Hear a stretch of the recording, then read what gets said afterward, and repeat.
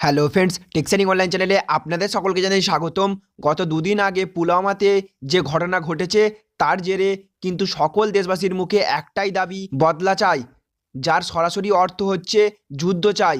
এই যুদ্ধ সম্পর্কে কি বলছেন ভারতীয় শীর্ষ নেতারা, বা কবে থেকেই হবে এই যুদ্ধ, এই সম্পর্কিত বিষয়ে বেরিয়ে এসেছে বিগ ব্রেকিং নিউজ। আজকে থাকবে এই নিয়ে আলোচনা শুরু করার পূর্বে আমি আপনাদের কাছে একটা ছোট্ট রিকোয়েস্ট করব, আপনি যদি আমাদের চ্যানেল নতুন হয়ে থাকেন অবশ্যই আমাদের চ্যানেলটিকে সাবস্ক্রাইব করে রাখবেন এবং বেল আইকনটিকেও প্রেস করে রাখবেন এইরকমই লেটেস্ট আপডেট সবার আগে পাওয়ার জন্য, এবং অবশ্যই এই ভিডিওটিকে একটা লাইক করে দেবেন। তো ফ্রেন্ডস দেখুন, এখানে বলছে পাকিস্তানে ঢুকে হামলা করা হোক, কেন্দ্রকে সুপরামর্শ শিবসেনার।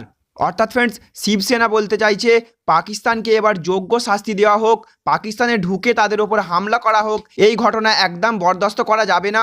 এবার ভারতকে হামলা করতে হবে পাকিস্তানের বিরুদ্ধে, এবার দেখিয়ে দিতে হবে যে ভারতও পারে প্রতিশোধ নিতে।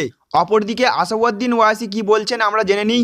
আসাদউদ্দিন ওয়াসি বলছেন যে তিনি কঠোর ভাষায় সন্ত্রাসী হামলার নিন্দা জানিয়েছেন। ওয়াসি বলেছেন যে নিরাপত্তা বাহিনীর উপর হামলা মোটেও সহ্য করার নয়, এবং তিনিও তীব্র নিন্দা করে এর পাল্টা জবাব অর্থাৎ পাকিস্তানের বিরুদ্ধে কঠোর ব্যবস্থা নেওয়ার দাবি জানিয়েছেন। এবং দেখুন, আরও বলা হচ্ছে শান্তিপূর্ণ আলোচনা নয়, পাকিস্তানকে উচিত শিক্ষা দিতে হবে বললেন অমরিন্দর সিং। অর্থাৎ অমরিন্দর সিংও জানিয়েছেন এর বিরুদ্ধে কড়া থেকে কড়া ব্যবস্থা নিতে হবে, পাকিস্তানকে উপযুক্ত শিক্ষা এদের দিতেই হবে। তো ফ্রেন্ডস চলুন দেখে নেওয়া যাক পশ্চিমবঙ্গের মুখ্যমন্ত্রী মমতা বন্দ্যোপাধ্যায় এই হামলার বিরুদ্ধে কি জানিয়েছেন। মুখ্যমন্ত্রী মমতা বন্দ্যোপাধ্যায় জানিয়েছেন, আমি সৈন্যদের চূড়ান্ত বলিদানের জন্য 72 ঘন্টার জন্য শোক চাই, অন্তত জাতীয় সম্মানের জন্য।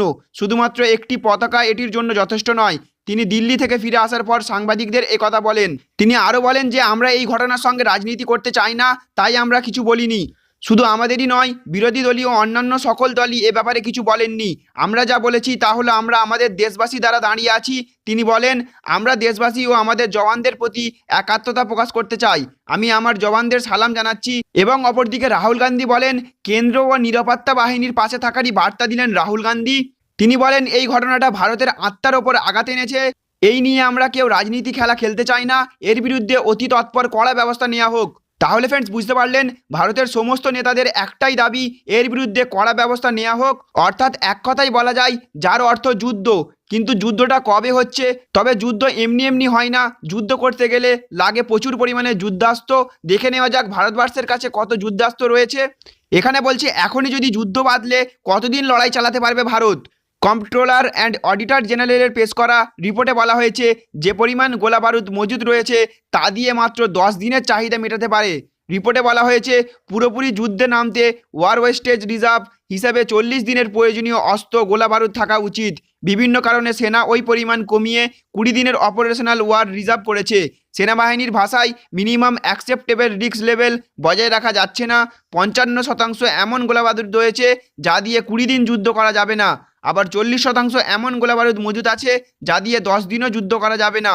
সব মিলিয়ে সেনার কাছে গুরুত্বপূর্ণ যেসব গোলাবারুদের মজুদ রয়েছে সেগুলি দিয়ে মাত্র 10 দিন কাজ চালানো সম্ভব। তো ফ্রেন্ডস, এই রিপোর্ট অনুযায়ী বোঝা যাচ্ছে ভারতে বর্তমানে যে পরিমাণ গোলাবারুদ রয়েছে তা নিয়ে মাত্র 10 দিন যুদ্ধ করা যাবে। এদিকে মোদী সরকার এই যুদ্ধের সমস্ত ভার তুলে দিয়েছে জওয়ানদের ওপর, অর্থাৎ তাদের পূর্ণ স্বাধীনতা দিয়ে দিয়েছেন তিনি। আর্মি জওয়ানরা যখন যেখানে ইচ্ছা তাদের বিরুদ্ধে যুদ্ধ করতে পারবে। তো ফ্রেন্ডস, এই নিউজটি শোনার পর আপনার কি মনে হয় অবশ্যই কমেন্ট করে জানাবেন। ভিডিওটিকে প্রচুর পরিমাণে শেয়ার করবেন। Thank you friends, thank you for watching.